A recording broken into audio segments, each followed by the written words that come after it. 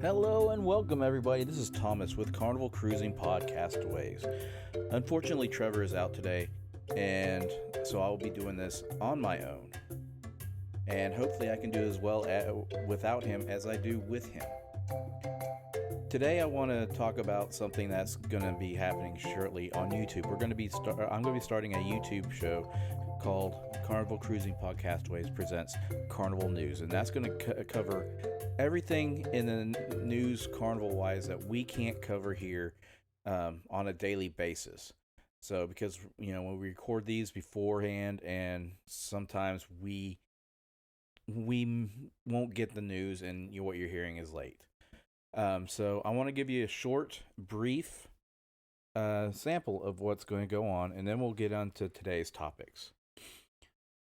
Carnival Cruise Director Mike Pack is now going to be promoted to Fleet Cruise Director, leaving John Heald as just the brand ambassador now. But he is going to still be a cruise director. He's just taking a lesser responsibility. The CDC has ended their conditional cruise order and made it a voluntary cruise order, stating that the cruise industry has gone above and beyond what they required to make cruising safe during COVID and the pandemic.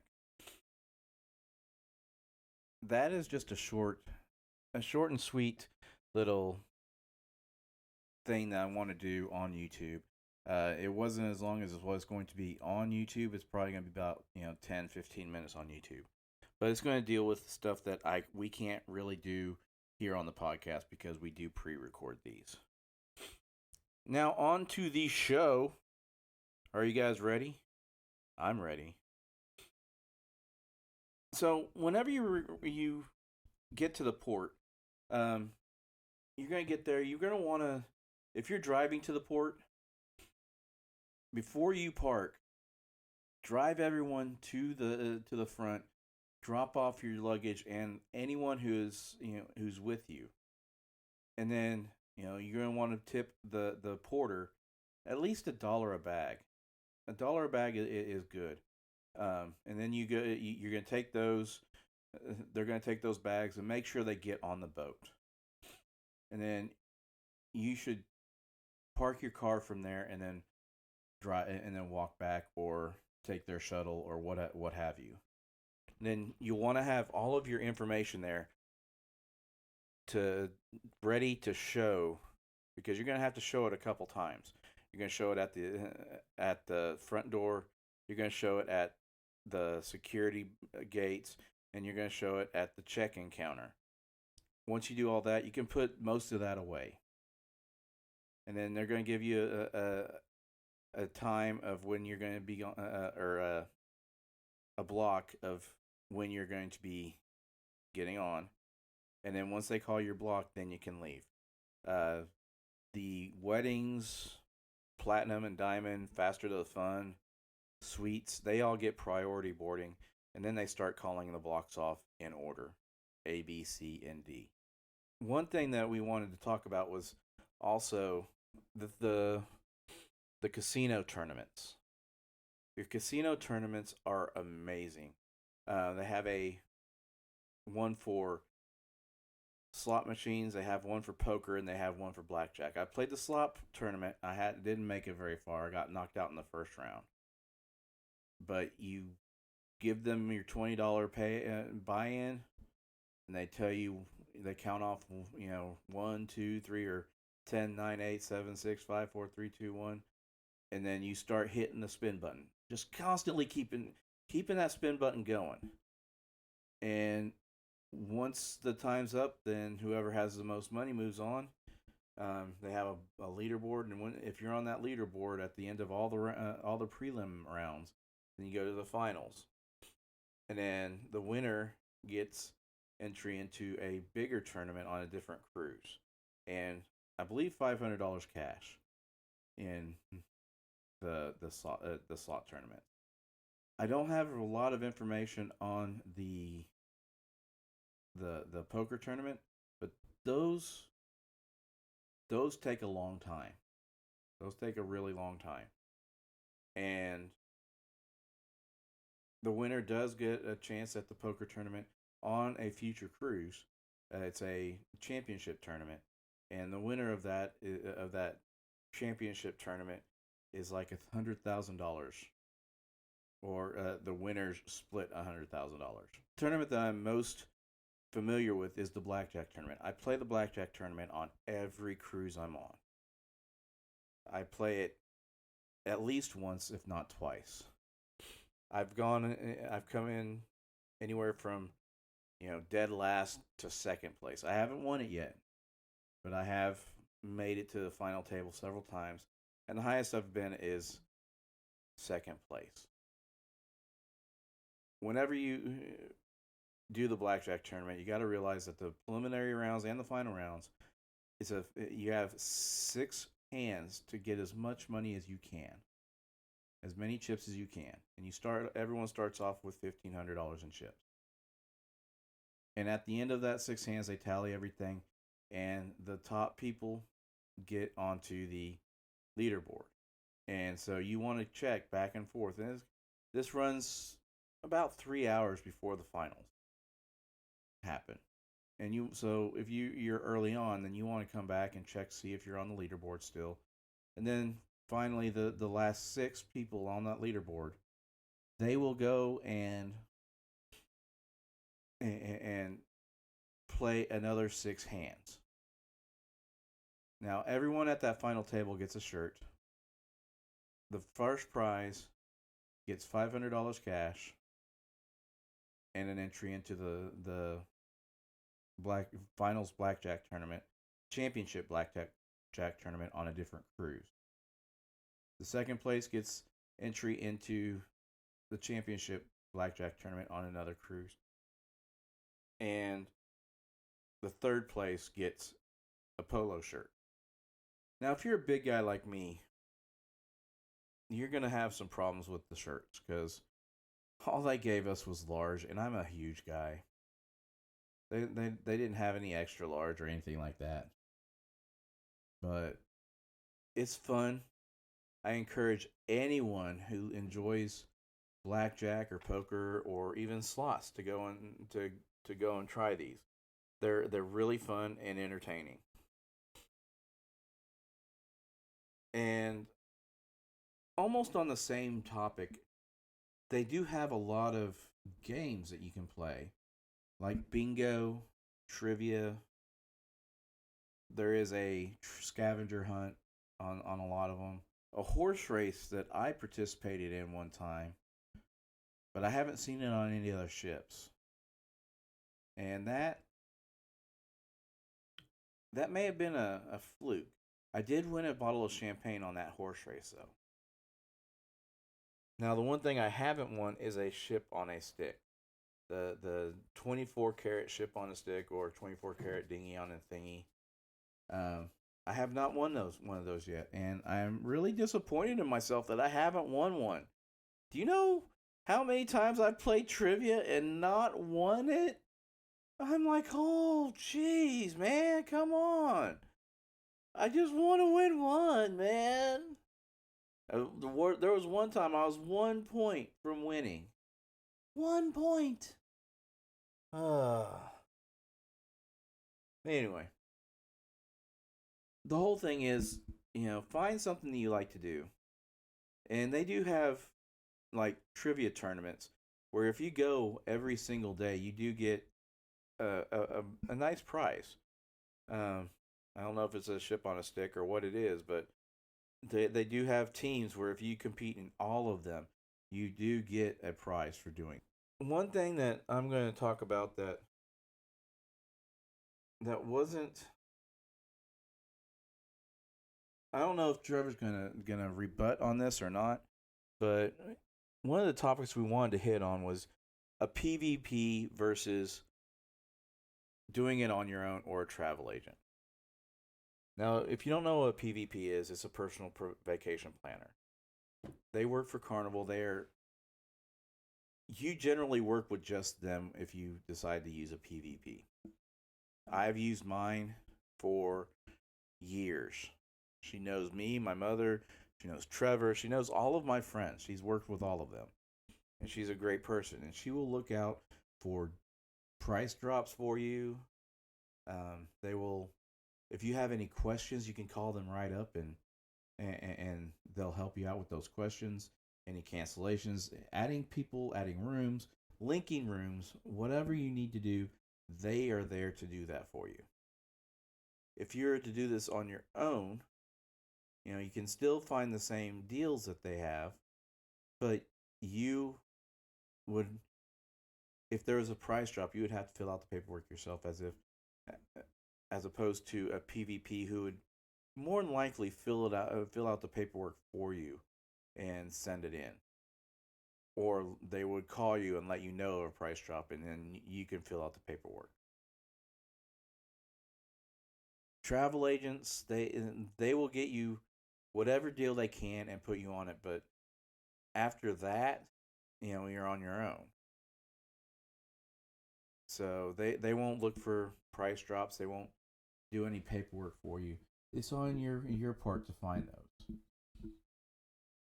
Your especially in times like these, I would like to see everyone use a PvP actually, because they they are more informed than anyone else in Carnival right now, customer service wise. They can help you, figure out where to book if you have to cancel because of COVID, or if you're going to get you know, have to pay a cancellation fee or anything like that. And they can apply whatever it is to whatever cruise you're going on, whether it be you know the portion of the cruise fare that was paid already, it gets moved, or whatever needs to be done, and they can do that right there if you decide to go ahead and rebook after you've canceled. If you just want to cancel, they'll handle all of your refund for you, and you don't have to wait 2-3 hours that a lot of people are waiting for customer service right now because they're shorthanded. You just call, leave a message, and they will call you back as soon as they're ready to or able to call actually. And once they do call back, you explain the situation, you talk with them. You're building a rapport with someone, with the company, with Carnival, and you can usually get a hold of them, day or night. They usually have an on call setting, so I recommend a PvP. I don't know what anyone else uses. Um, if you book yourself, please tell us in the what you think the advantage of booking yourself is, or if you use a travel agent, let us know what you think is the best. Why it's better to use a travel agent, and we will gladly listen to that. So back when we first started this podcast, I mentioned a couple times how I had a very special connection with the Carnival Magic. Well, one of the services that Carnival provides is if you've had a family member cremated, they will allow you to spread their ashes off the back of the ship. And we did that with my father. My father passed away 5 years earlier, and on my third cruise, my second cruise on the Magic, my mother and I, spread my father's ashes at sea. My dad was in the Navy and he was cremated, and it just seemed like the best thing to do. And this is one of the reasons why I tell you all to use a PvP. She arranged everything. I did talk to message John Heald one time to verify the information, and he also assisted. But that's one thing that they can do is they can assist you in spreading your loved one's ashes if need be. There are some conditions that need to be approved. Some environmental conditions that need to be met. So when you first arrive on the ship, you'll speak with guest services, and they'll look up what everything is, and they will get you in contact with the environmental officer. The environmental officer will tell you um, when they can do it, because, like I said, there are environmental rules that they have to follow in order to spread the remains of someone at sea. And one of those is wind, of course. You have to be at least 12 miles, 12 nautical miles off of shore, and the water conditions have to be right. So after that, they'll call you up. You'll set a time. If the conditions are right at that time, then you'll walk with the several crew members, including the environmental officer, and you'll walk back into a. We did it in the area that the rear ropes were held, and they were there. They were just watching us. You can have a couple friends if you want, or just if you want something private, just your family. And that's what we did. It was just me and my mother. We opened up the bag and tossed it back. Now, the thing is, there was a slight blowback, and my father came back, and if you've ever seen The Big Lebowski, yeah, that was what it was like. He blew back at us. He did make it into the sea, though. But it was a very, very special experience for me, which is why I will always love the Magic, and I will always love Carnival, because they did that for us. And then after a couple days, they gave us an envelope with the coordinates, the latitude and longitude that we did it at. And that is one thing that I loved about this company, is because they did that for us. And I don't know if other cruise companies do this, but I know Carnival does, and that's why I'm so dedicated to Carnival right now. This was several years ago, almost probably 10 years ago that this happened. And I've been, they're like family to me now, because they shared that experience for me. They helped me create that experience. And if you have an experience like that they helped you with, drop it in the comments. It's not often that you see companies go out of their way to do that for people that they only deal with for 7 days. So I truly am thankful for them for doing that. And on that note, it's time for me to tell a story. Check your bags, your carry-on bags. Check them twice, 3 times. It doesn't matter. Check them all.